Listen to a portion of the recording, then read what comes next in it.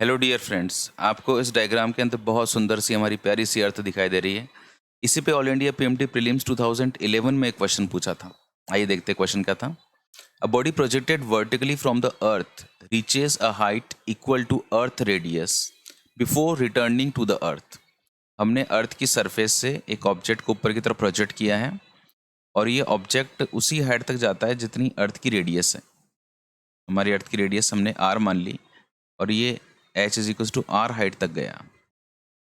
The power exerted by the gravitational force is greatest. तो gravitation force के कारण कहाँ पर मैक्सिमम पावर एक्सर्ट होगा। देखो चार लोकेशंस दे रखी है। At the instant just after the body is projected, यहाँ पर मतलब यहाँ पे जस्ट मैंने प्रोजेक्ट किया। At the highest position of the body, मतलब यहाँ पे इस जगह पर। At the instant just before the body hits the earth, जब बॉडी जस्ट यहाँ पे ग्राउंड को हिट करेगी तब। या फिर it remains constant all through. देखो यार, पावर की जब भी ये बात आती है तो पावर का फॉर्मूला होता है एफ वी कॉस थीटा, जहाँ पे थीटा जो है वो फोर्स और वेलोसिटी के बीच में एंगल है। थीटा क्या होता है? Angle between force and velocity. तो अगर मैं पहले ऑप्शन पे बात करता हूँ, at the instant just after the body is project, body को जस्ट मैंने प्रोजेक्ट किया, तो जस्ट मैं बॉडी को प्रोजेक्ट करूंगा तो उस समय फोर्स जो है एम जी वो किधर लग रहा है? नीचे की तरफ, डाउनवर्ड है ना। एंड जो डिस्प्लेसमेंट है, जो वेलोसिटी है, वो किधर है? ऊपर की तरफ। तो फर्स्ट ऑप्शन के अंदर मैं बात करूंगा तो पावर हो जाएगा F V cos theta. And theta जो है वो 180 डिग्री है, क्योंकि फोर्स और वेलोसिटी एक दूसरे के अपोजिट डायरेक्शन में है। फोर्स की value M G, this is V, cos 180 की वैल्यू माइनस। तो यहाँ पे इस पॉइंट के ऊपर जो है फोर्स नीचे की तरफ, वेलोसिटी ऊपर की तरफ, एंगल 180 डिग्री। सो जो पावर है वो कैसी आई? नेगेटिव आई।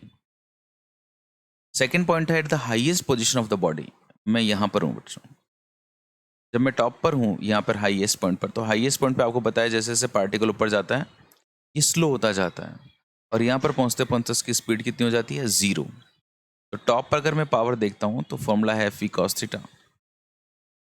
फोर्स तो मेरा एम जी है यारों, लेकिन वेलोसिटी ही 0 है, तो एंगल तो निकालने की कोई बात ही नहीं होती, क्योंकि एंगल तो दो चीज़ों के बीच में निकाला जाता है, दो वेक्टर्स के बीच में। बट वेलोसिटी 0 हो चुकी है तो पावर ही 0 है। तीसरा ऑप्शन है at the instant just before the body hits the earth. बस यहाँ पे टकरा गई है बॉडी, तो देखो एम जी किधर है? नीचे की तरफ, और वेलोसिटी भी किधर है? नीचे की तरफ। थीटा कितना हो गया? 0। फोर्स भी नीचे, वेलोसिटी भी नीचे। Power is equal to F V cos theta and theta is equal to 0 degree. This is M G, this is V, and this is positive. यारो यहाँ पर पावर कैसा आ गया? पॉजिटिव आ गया। It remains constant all through. ये बात तो बिल्कुल गलत है, क्योंकि देखो पावर यहाँ अलग है, यहाँ अलग है, यहाँ अलग है। तो मुझे पूछा जा रहा है कि the power exerted by the gravitation force is greatest. तो यार ग्रेटेस्ट तो यही होगी ना जहाँ पे हिट कर रहा है। So this is the correct answer. Correct answer of this question is third. Okay, thank you so much. आपको आपके सवाल का जवाब मिला होगा।